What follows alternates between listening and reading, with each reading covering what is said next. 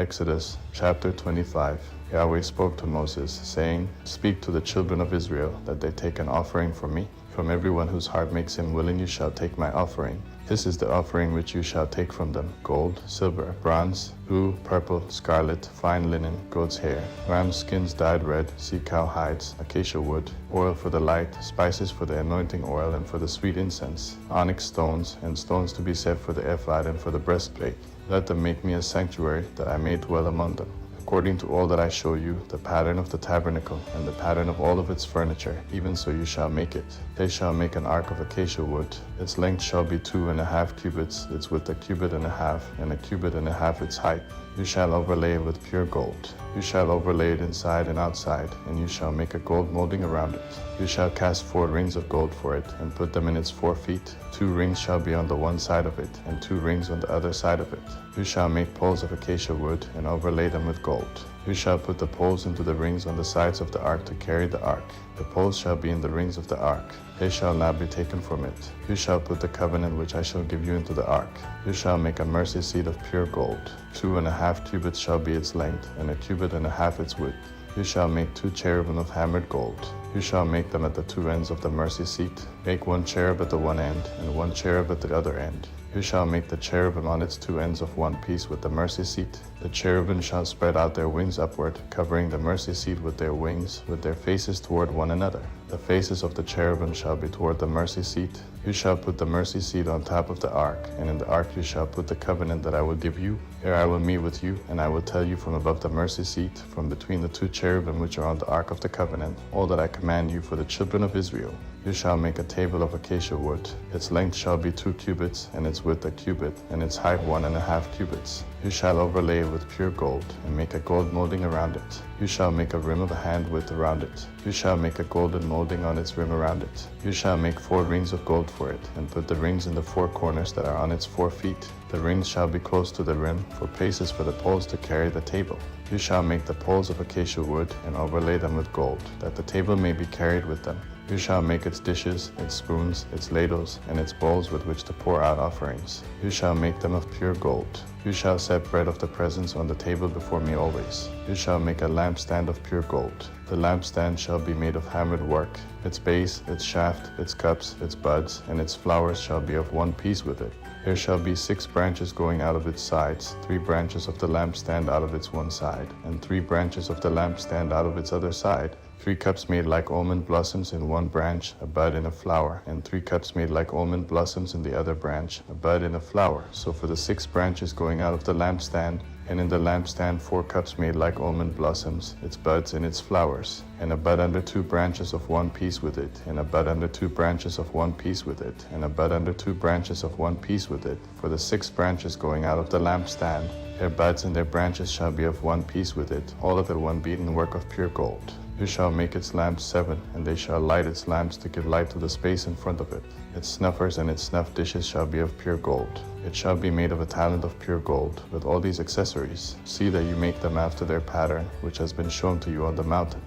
Genesis chapter 26. There was a famine in the land, in addition to the first famine that was in the days of Abraham.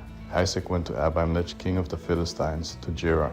Yahweh appeared to him and said, Don't go down into Egypt. Live in the land I will tell you about. Live in this land, and I will be with you, and will bless you. For I will give to you and to your offspring all these lands, and I will establish the oath which I swore to Abraham your father. I will multiply your offspring as the stars of the sky, and will give all these lands to your offspring. In your offspring all the nations of the earth will be blessed, because Abraham obeyed my voice and kept my requirements, my commandments, my statutes, and my laws. Isaac lived in Gerar. The men of the place asked him about his wife. He said, She is my sister, for he was afraid to say, my wife, lest, he thought, the men of the place might kill me for Rebekah, because she is beautiful to look at. When he had been there a long time, Abimelech, king of the Philistines, looked out at a window and saw, and, behold, Isaac was caressing Rebekah, his wife. Abimelech called Isaac and said, Behold, surely she is your wife. Why did you say, She is my sister? Isaac said to him, Because I said, Lest I die because of her. Abimelech said, What is this you have done to us? One of the people might easily have lain with your wife, and you would have brought guilt on us. Abimelech commanded all the people, saying, He who touches this man or his wife will surely be put to death. Isaac sowed in that land, and reaped in the same year 100 times what he planted. Yahweh blessed him. The man grew great and grew more and more until he became very great. He had possessions of flocks, possessions of herds, and a great household. The Philistines envied him. Now all the wells which his father's servants had dug in the days of Abraham his father, the Philistines had stopped and filled with earth. Abimelech said to Isaac, "Go away from us, for you are much mightier than we." Isaac departed from there and camped in the valley of Gerar and lived there. Isaac dug again the wells of water which they had dug in the days of Abraham his father, for the Philistines had stopped them after the death of Abraham. He called their names after the names by which his father had called them. Isaac's servants dug in the valley and found there a well of flowing water. The herdsmen of Gerar argued with Isaac's herdsmen, saying, "The water is ours." So he called the name of the well Esek, because they contended with him. They dug another well, and they argued over that also. So he called its name Sibnah. He left that place and dug another well. They didn't argue over that one. So he called it Rehoboth. He said, "For now Yahweh has made room for us, and we will be fruitful in the land." He went up from there to Beersheba. Yahweh appeared to him the same night and said, "I am the God of Abraham your father. Don't be afraid, for I am with you and will bless you and multiply your offspring for my servant Abraham's sake." He built an altar there and called on Yahweh's name and pitched his tent there.